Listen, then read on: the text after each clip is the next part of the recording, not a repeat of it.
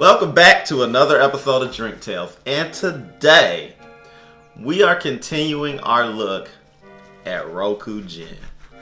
So last time we took a look at this gin, we took a taste, Japanese gin, a lot of different flavors in it, and you guys know how we do this. Whenever we take a look at a liquor or any kind of spirit that we've never had before, the first time around we always taste. The second time around, though, we always come up with our own cocktail. What do we have planned for today? Should I just get into it, or should we do a story time? I mean, depends on how long you want the video to be. We're doing the story. So, guys, this was the hardest spirit I've ever had to conjure up a recipe for, because I did not know what direction to go for this.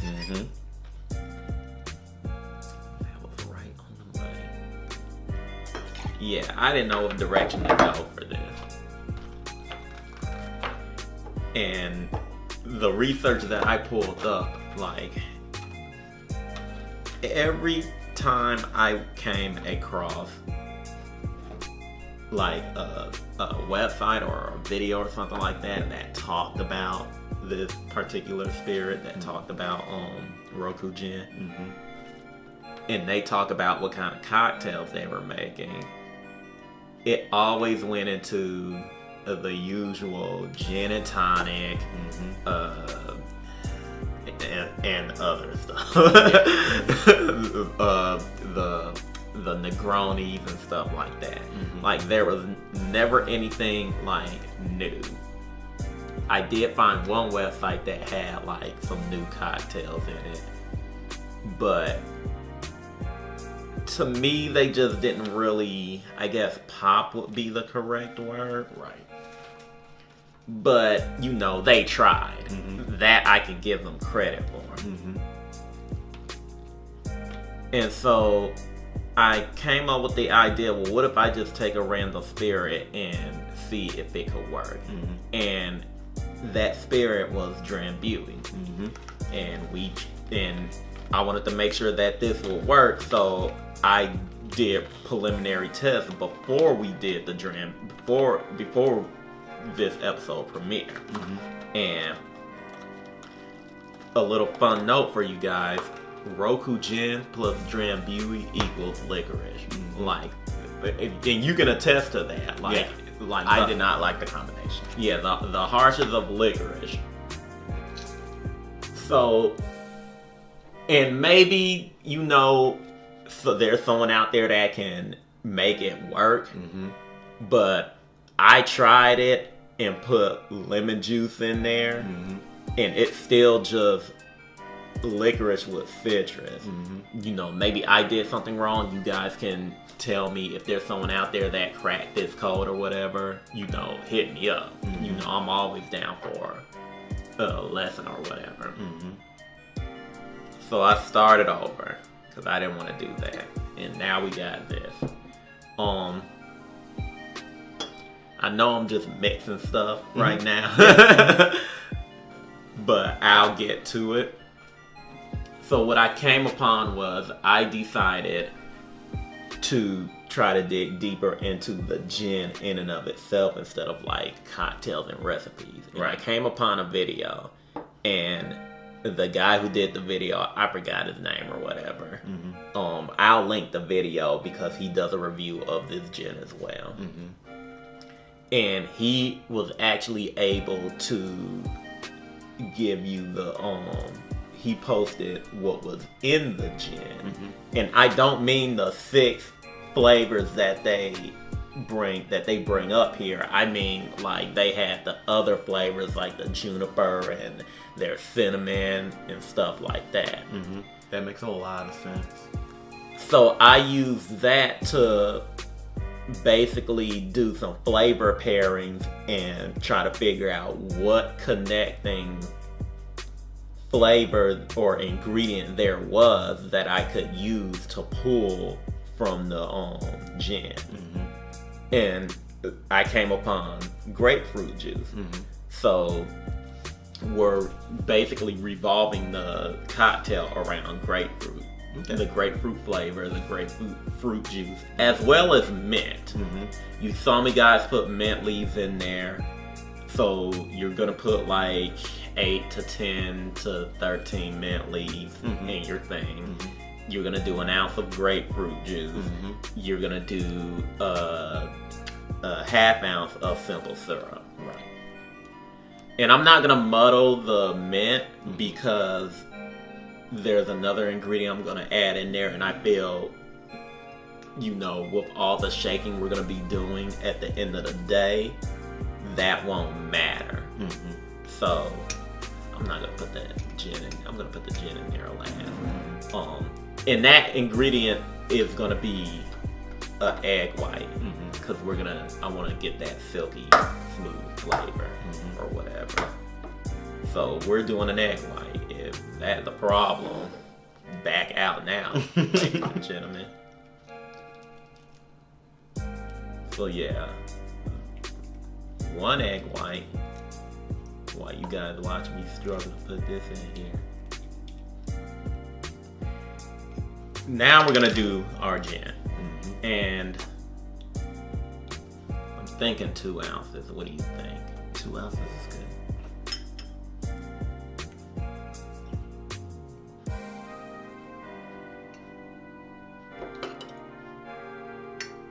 Hopefully the flavors that we have will meld well. 2 ounces may be too much depending on how strong or how much of a gin take you want in this cocktail. If so, go down to 1.5 ounces and you should be fine. We're gonna do our dry shake as you do when you mess with egg. So could this be considered, well, maybe not. I was going to say, could this be considered a stylized version of gin and juice? No, if anything, because of the egg, I'm mixing the components of a Clover Club as well as a Southside. Okay. Interesting. And the bee's knees. Like, I took all 3 of those cocktails and I'm melding them together. Because we're not using like a lemon or lime as our juice. It's not gonna come off the same as it would if you were using those flavors. So you're not gonna get an overly tart taste. Grapefruit juice is not that tart. Right. So what you are going to get is you're going to get the flavors of the grapefruit.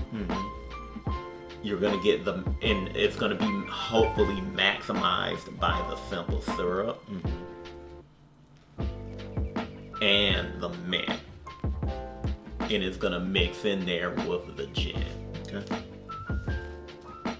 Now, we add our ice. Add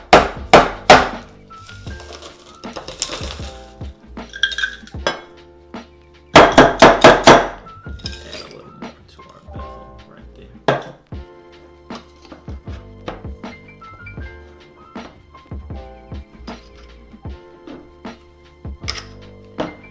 Now we shake.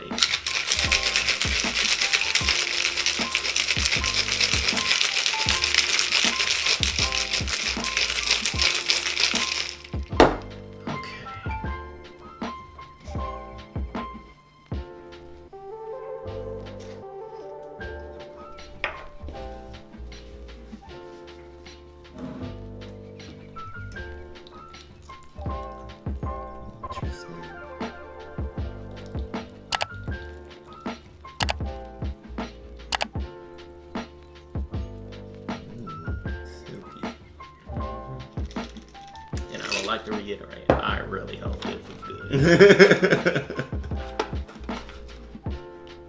It's really a coin flip as far as what you want as your garnish.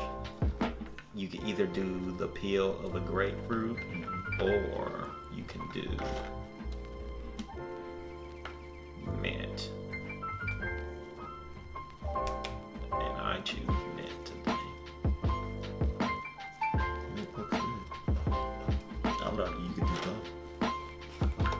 Yeah, I was thinking of some wacky garnish where like you take a long mint, a long piece of mint, and you use a channel knife and you get a long strip of grapefruit peel and wrap it around. Yeah. But I don't have any of that, so.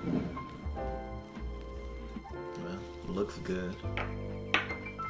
Let's hope we get the taste that we were looking for.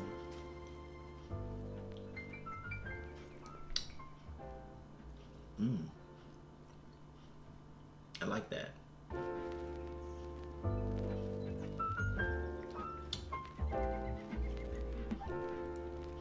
Really good.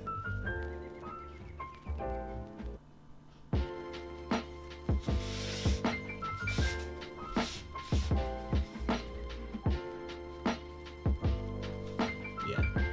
Let's see what I did.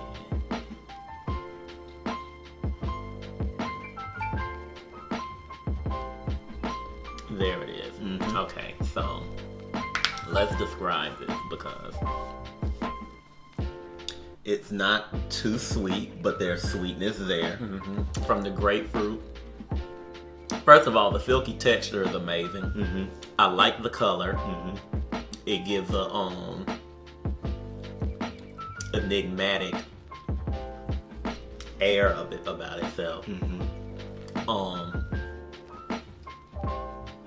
The grapefruit is enhanced by the simple syrup, but the mint leads the flavor because it's the one doing the most work bridging between the fruit and the gin. Right. The gin is very present, and I would say it's about as equal as the mint. But that mint is bridging the gap. Like it's a really interesting taste, I would say.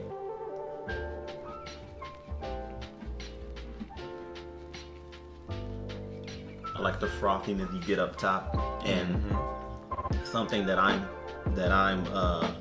discovering now, the aftertaste. You get a cool mint aftertaste later.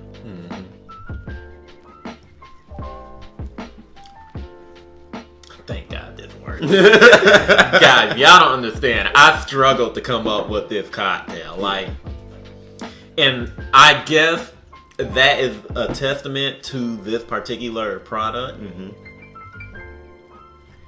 It's so unique and so, I don't know what word to say for it. Distinct. I would call it distinct. Unique and distinct.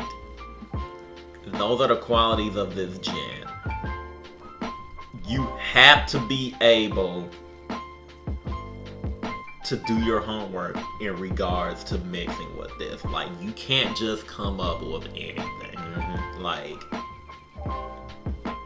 granted, you can throw together, and so I guess this would explain why every cocktail I found for this thing was basically your regular run-of-the-mill gin cocktails.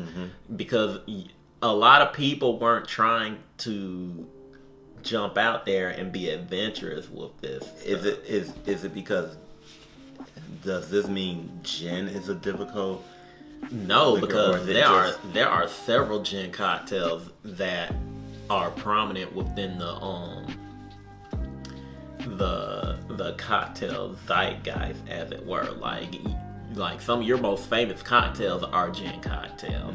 The thing is, though, this one in particular, I feel this spirit in particular is for high level mixologists and bartenders and stuff like that. And that's because of its distinct flavors. Now, if you're in Japan and you're drinking this stuff, you can easily pair this with anything, but that's because you've had access to those flavors because of the region that this comes from. It will be easy for someone in Japan to mix this with something. Over here in America, we got to be more, savvy. So exactly. Well, it does taste good. I like it. I'd like for you to make me another one. Well, what are we naming it?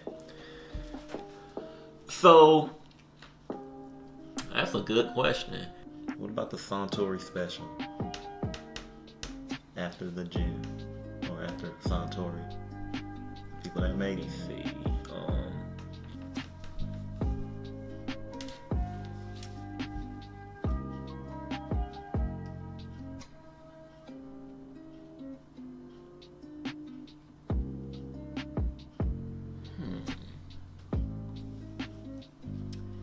What about?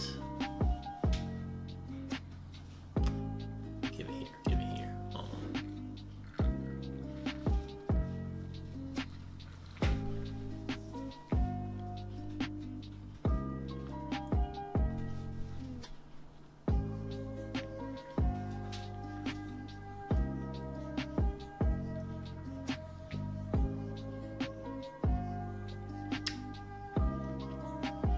What about, let's say something like seasonal mist or something, but